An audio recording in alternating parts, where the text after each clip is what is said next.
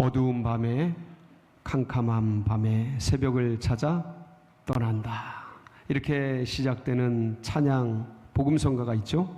제목은 실로암입니다. 볼 수 없었던 선천적인 시각장애인이 예수님을 만나서 어디에 보내지게 됩니까?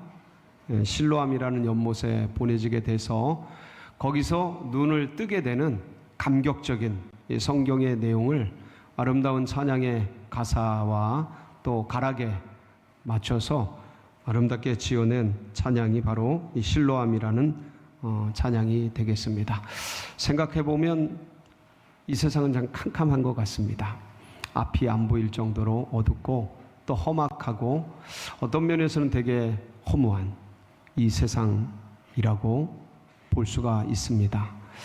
이렇게 왔다가 여름날 이름도 없이 피었다 지는 들풀처럼 그렇게 가는 이 세상, 정말 우리가 이렇게만 끝난다면 이거보다 허무한 일은 없을 겁니다. 그런데 우리에겐 유일한 소망이 있습니다. 누구시죠? 빛이 있습니다. 누구십니까? 비상구, 탈출구가 있습니다. 누구십니까?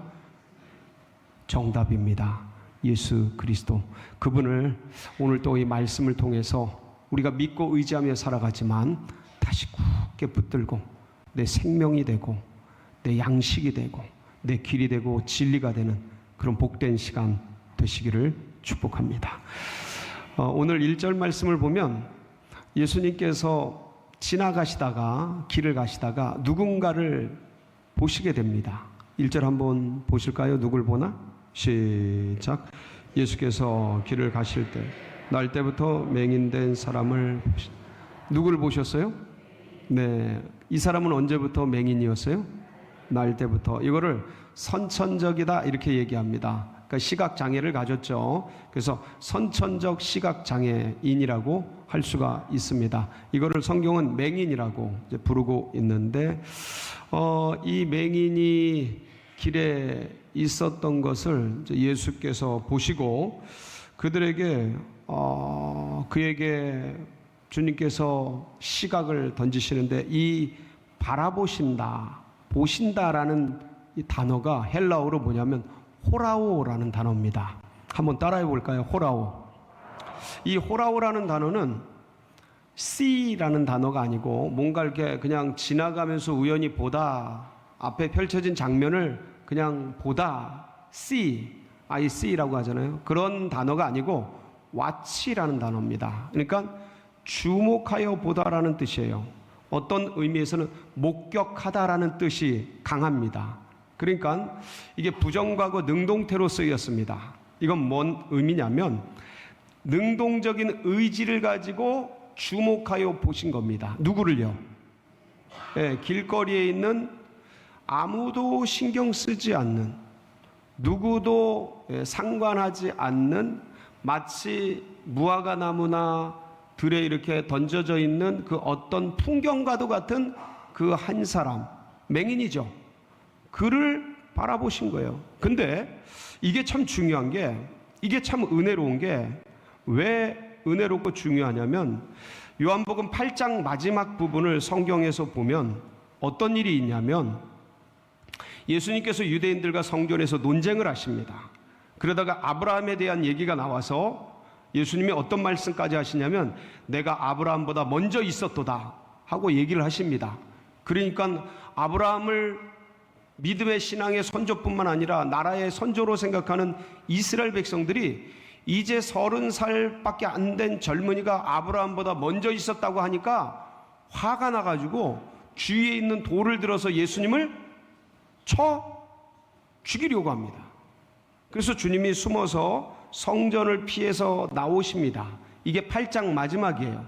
우리가 읽은 오늘 맹인의 이야기는 9장 첫 절부터 시작되는 겁니다. 그러니까 피하여 나오시는 급박한 상황 속에서 아무도 신경 쓰지 않는 이 맹인은 그냥 이렇게 왔다, 이렇게 살다, 이렇게 가는 그럴 사람, 누구도 주목하지 않는 그 한 사람 맹인에게 주님이 호라오 목격하고 능동적으로 의지적으로 바라보신 겁니다. 왜 바라보셨을까요? 왜 주목하셨을까요? 그 영혼을 어떻게 하려고? 아멘이십니까? 구원해 주시려고. 사마리아 여인에게 그렇게 살다 그렇게 떠날 그 여자를 주님이 기어이 사마리아를 통과하여야 하겠는지라. 저는 이 말씀이 너무 좋아요. 주님의 의지가 실려 있잖아요. 그 금단의 유대인에게 있어 금단의 땅, 부정의 땅, 들어가면 부정을 입는 그 땅, 사마리아를 통과하여야 하겠는지라 찾아가셔서 만나주시고 메시아됨을 알려주시고 예배에 대한 놀라운 계시를 보여주시고 구원해 주시는 그 은혜, 아무도 신경 쓰지 않는 12해를 혈루증으로 앓았던 그 여인, 아마도 제 생각에는 그 여인이 푹 뒤집어 쓰고 얼굴도 잘 보여주지 않았을 것 같아요.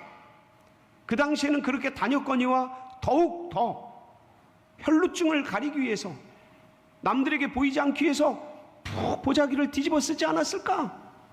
그런데 그 여인을 알아보시고 그 여인을 구원해 주시고, 그리고 나무 위에 올라가서 아무도 볼 수 없고 신경 쓰지 않는 키 작은 삭개오, 그를 바라보시며 삭개오야 내려와라 이름 불러주시고 만나주시고, 버려진 존재, 누구도 신경 쓰지 않는, 유대인에게는 욕먹을 대상, 매국노 같은 그런 존재, 근데 그를 기어이 눈길과 눈길로 마주쳐 주시고 손을 붙잡아 주시고, 이 사람도 아브라함의 자손이로다 구원의 놀라운 선포를 해주신 그 주님께서 오늘 누구를 바라보시는 거예요?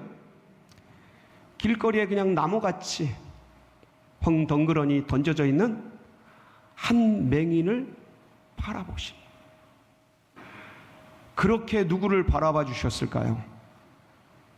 이 맹인을 바라보듯이 누구를 바라봐 주셨을까요? 누구긴 누구예요?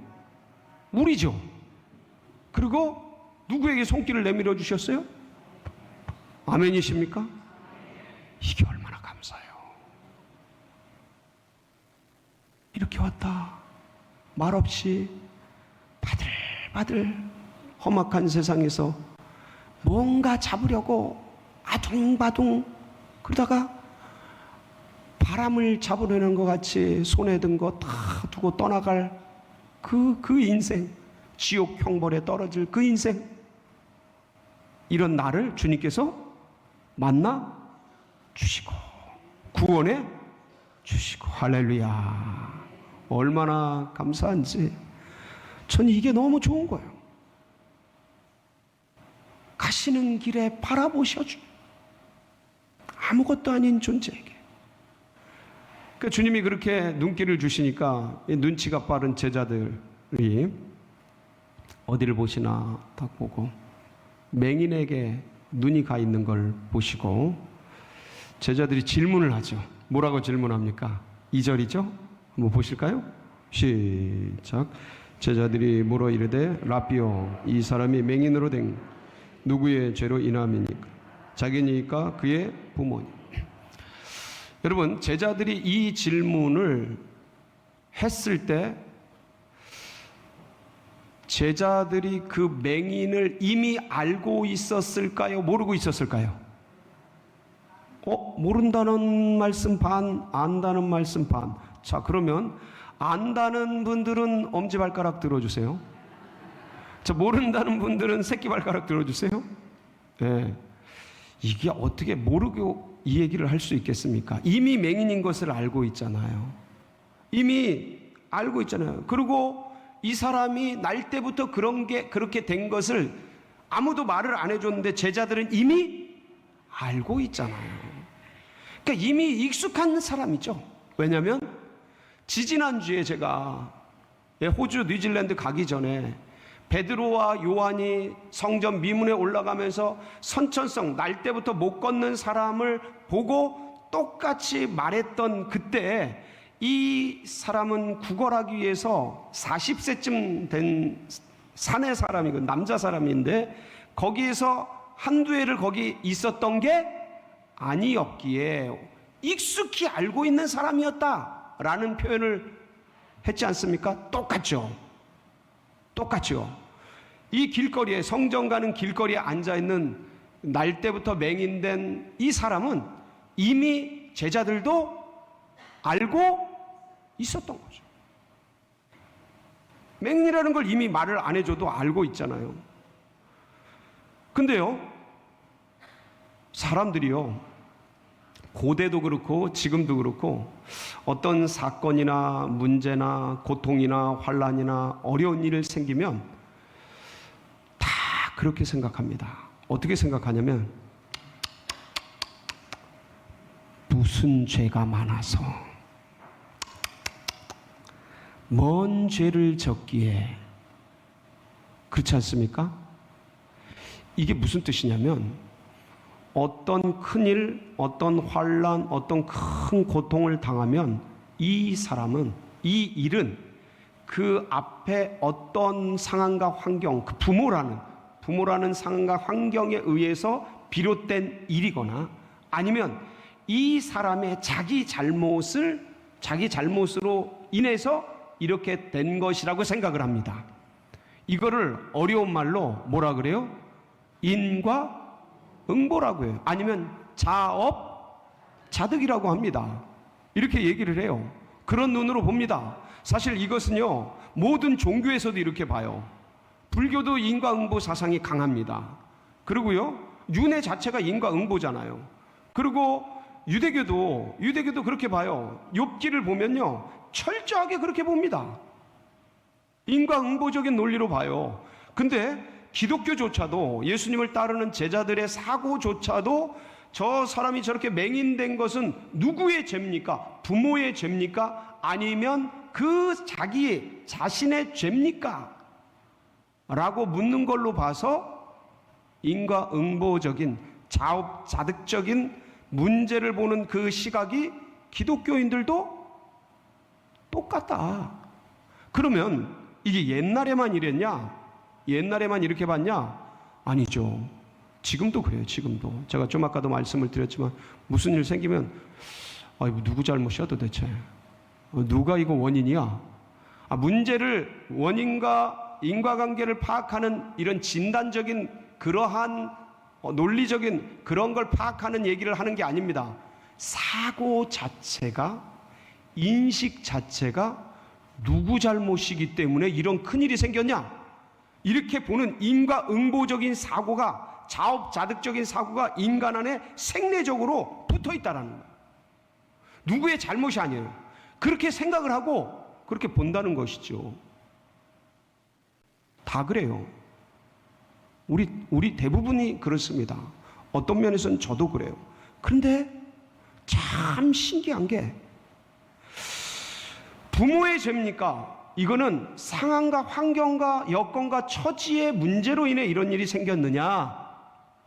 자기의 죄입니까? 자기 실력이 못나서 자업자득의 문제 때문에 자기가 어떤 실수와 허물과 죄 때문에 이런 일이 생겼냐? 보통은 이렇게 접근한다는 것이죠. 예수님은 그렇지 않았다는 거예요. 전 이게 너무 감사한 거예요. 예수님은 그렇게 보지 않으셨다는 거예요. 어떻게 말씀하셔요? 제자들의 질문에 3절로 대답을 하시죠. 한번 보실까요? 시작. 예수께서 대답하시되 이 사람이나 그 부모의 죄로 인한 것이 아니라 그에게서 하나님의 일을 나타내고자, 이 사람의 잘못도 아니고 그 부모의 죄도 아니고 이 사람을 통해 하나님의 일을 나타내고자 함이니라. 이게 무슨 말씀이에요? 하나님의 일을 나타내고자 한다라는 게 어떤 의미입니까? 그러니까 이 사람의 맹인됨, 이 사람의 고난이잖아요. 이 사람의 고통이죠. 문제란 말이에요. 해결할 수 없는, 극복할 수 없는 거대한 고난이죠.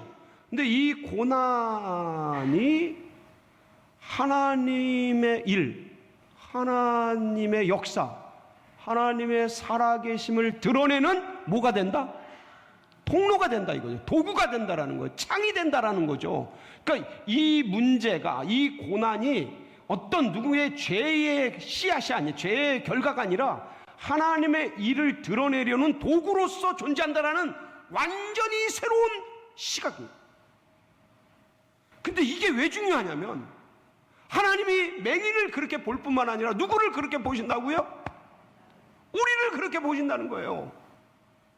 이 죄덩어리가 아담의 죄 때문이냐 하와의 죄 때문이냐 우리 그렇게 따져요. 아니면 자신의 죄 때문이냐 이렇게 우리는 막 살핍니다. 예? 그렇게 따지는 걸 좋아해요. 그런데 주님은 그렇게 보지 않으시는 거예요. 이 죄덩어리를 통해 하나님 살아계심을 나타내려라 함이니라 하면서 우리를 실로함에 보내셔서 씻어주시고 십자가라는 실로함에 보내주셔서 피로 닦아주시고 예? 그 주님의 살을 먹이시고 살려내셔서 깨끗하게 함으로 하나님을 찬양하고 하나님의 살아계심을 간증하고 하나님의 역사를 고백하고 증거하는 그런 존재로 봐주신다는 것이죠. 누구를요? 나를. 이 죄덩어리, 이 나쁜 놈, 형벌을 받을 놈, 누구의 죄 때문에 네가 이런 거야? 너 죄 때문이지. 네 부모의 죄지. 아담의 죄지. 이렇게 탓하지 않으시고 그 실로암 같은 넓은 품으로 끊어 안으시고 받아주시고 그 씻어주시고 새롭게 해주시고 그러면서 아름다운 하나님의 영광을 드러내는 통로가 우리의 죄로 인해서 그런 찬란한 빛이 드러나는 기가 막힌 합력하여 선을 이루는 전화위복의 축복이 되는 놀라운 눈으로 누굴 바라보신다고요? 나를 바라보신다고요. 우리를 바라보신다고요. 이게 기적이다. 이게 은혜다. 이게 축복이다. 이 눈이 없었더라면 너는 네 죄 때문에 죽는 거고 너는 너의 형벌은 아담의 하와의 원죄의 죄책으로 인해 형벌받는 거다. 끝나버려. 하나님이 우리를 그렇게 봐주셔서 우리 주 예수 그리스도께서 우리를 그렇게 긍휼히 여겨주셔서 기가 막힌 은혜의 손길로 우리를 실로암으로 보내시는 거예요. 그런데 말씀을 자세히 보면 실로암에 그냥 보내지지를 않으셔요. 손에 빠져드는 것이 얼마나 무서운지 묘사되어 있어요. 한번 읽어보실까요? 시작.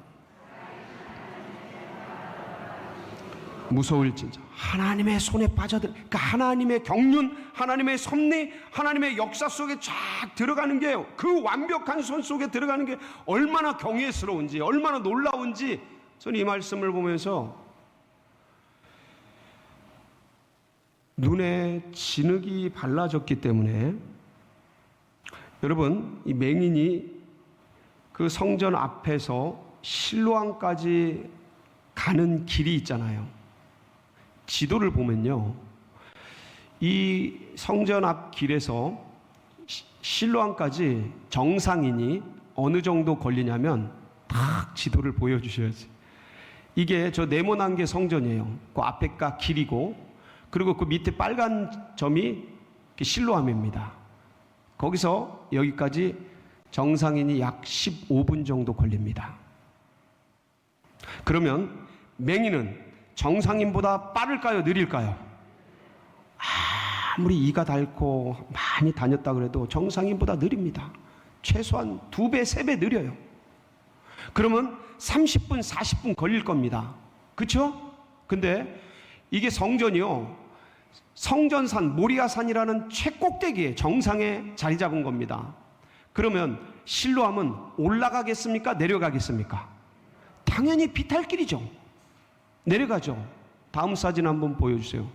이렇게 해서 돌길로 이루어지면서 비탈길을 내려가서 성전 연못에 가면 계단으로 이루어져 가지고 저 밑에 쪽이 실로암이에요. 이 계단을 다 내려가야 되는 거예요. 저도 올라갔다 내려가 봤는데 정상인도 힘들어요. 진짜 높습니다. 이 계단이. 가보신 분, 성지순례를 해보신 분들은 다 아실 겁니다. 굉장히 넓고 높아요. 고바위예요. 근데 거기를 이 맹인이 내려가다가 자빠질 수도 있고 실수할 수도 있고, 가다가 30분 40분 가다가 내가 지금 뭐 하는 거지? 유혹도 의심도, 뭐야 내가 뭐 하러 가는 거야 지금? 별 생각 다 날 수 있지 않습니까? 그렇죠? 그럼 가다가 말 수도 있잖아요. 그런데 뭐 때문에라도 저 실로암에 가야 돼요? 눈에 있는 진흙 씻기 위해서라도 가야 되는 거예요. 무슨 말씀이에요? 여러분, 우리가 비누로 이렇게 세수를 하면 얼굴이 막 바짝바짝 마르잖아요. 그래서 이렇게 스킨도 바르고 로션도 바르고 크림도 바르고 그러잖아요. 여성분들은 이거 얼굴에 보습하기 위해서 좋은 거 막 바르시잖아요. 근데 거기 갖다가 진흙을 발라놨어. 진흙, 그것도 침물. 여러분, 침은 독성이 있습니다. 침을 발라요. 40도 50도 내려찌는 중동의 열사의 땅이에요. 그게 바짝바짝 말라가. 그럼 피부가 어떻게 돼요? 바짝바짝 땡기는 거지. 어디 가요? 여기가 제일 예민한 데가, 제일 약한 데가 막 땡기니까 어떻게 해요? 이거 빨리 가서 무조건 씻어야 되는 거야. 죽으나 사나 이 맹인은 어디를 가야 돼요? 실로암 못에 가야 되는 거예요. 예수님의 말씀이 아니더라도 뭐 눈 뜬다, 뭐 눈 감는다, 뭐 해방된다, 그런 게 아니더라도 뭐 때문에라도, 진흙 때문에라도 가야 되는 거예요. 그러니까 예수님은요, 철저하게 맹인이 딴 생각은 못하도록, 빠져나가지 못하도록, 이게 주님의 은혜예요. 이걸 뭐라 그러냐면, 칼빈은 한거할 수 없는 은혜. 뭐라고요? 한거할 수 없는, 거부할 수 없는 은혜라 그래. 거부할 수 없는 은혜. 그걸 누구에게 주신 거예요? 맹인에게. 그 맹인이 누구예요? 누구긴 누구예요? 나지. 나. 그 실로암에 보내시잖아요. 십자가의 은혜 속에 보내시잖아요. 그 실로암 물로 씻어서 눈이 떠지잖아요. 그 보혈로 영이 떠져서 하나님을 보고 그리스도 예수가 하나님의 아들이신 걸 알고 영접하고 그 주님을 붙들고 이 세상을 이렇게 험악하고 험난하고 허무한 이 세상을 이렇게 의미 있게 하나님 찬양하면서, 여러분 눈 떠보세요. 실제적으로 이 세상이 얼마나 좀 있으면 다 죽어요. 이렇게 살다 다 죽어요. 그냥 여태까지 쌓은 것 이거 다 어떡하고, 다 두고 이 좋은 시계 다 어떡하고. 그렇게 좋진 않아요.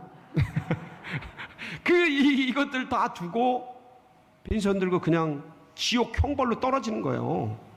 아무것도 못 가져가고. 그러니까 뭐 한 거야 그동안 인생 속에서? 이걸 진짜 전문 용어로 뻘짓. 그냥 인생을 보면 그래요. 허무한 거예요. 그래서 근데 우리 주님을 만나서 실로암 그 아무것도 아닌 존재를 거기 기어이 보내셔서 씻어서 눈을 뜨게 하시고, 아멘. 이 맹인이요, 예수님으로 실로암에 가서 눈만 뜬 게 아니에요. 나중에 예수님을 만나요. 그래서 주님 제가 믿고자 하나이다 막 그래. 그분이 누구십니까? 제가 믿고자 하나이다. 내가 그다 하니까 주님 제가 믿나이다. 엎드려 절을 합니다. 그리고 바리새인들하고 막 싸워요. 바리새인들이 그 안식일에 그런 일 막 진흙을 이기는 노동일을 한 그런 사람은 그건 죄인이야, 죄인. 막 그러니까 무슨 말이냐? 나는 죄인이 태초부터 지금까지 죄인이 날 때부터 맹인된 사람을 눈뜨게 했다라는 걸 들은 적이 없다. 이 사람은 하나님이 보내신 사람이다. 그럼 막 증거합니다. 성경 한번 뒤에 보세요. 싸워요, 바리새인들하고. 이 무식하고 아무것도 못 배웠을 맹인이 눈이 떠지니까 완전 천재가 돼. 천재가. 영이 열리니까 믿음을 받고 하나님 안에서 놀라운 역사로 변화되는 그런 존재가 되어집니다. 사랑하는 성도 여러분, 지난 우리의 삶을 돌아보세요. 수많은 고난과 아픔들이 있었어요. 문제들이 있었습니다. 고통들이 있었어요. 고난들이 있었어요. 그런데 그게 그냥 그 고난으로 끝났냐? 그 고난 누구의 죄 때문이냐? 네 죄 때문이냐? 네 부모의 죄 때문이냐? 네 환경 때문이냐? 네 집안 때문이냐? 그런 것 사람들이 따지고 어떤 면에서 내 마음에서도 도대체 내가 무슨 죄가 많아서 이런 일을 당할까라고 했던 그 일들을 주님은 부모의 죄도 너의 죄도 아니고 하나님의 일을 나타내기 위함이다 하면서 품어주시고 새롭게 해주시고, 그래서 우리가 어디까지 왔어요? 여기까지. 임마누엘. 할렐루야. 이 실로암의 은혜를 가슴에 새기고 잊지 않고 살아가는 복된 성도님들 되시기를 주의 이름으로 축복합니다.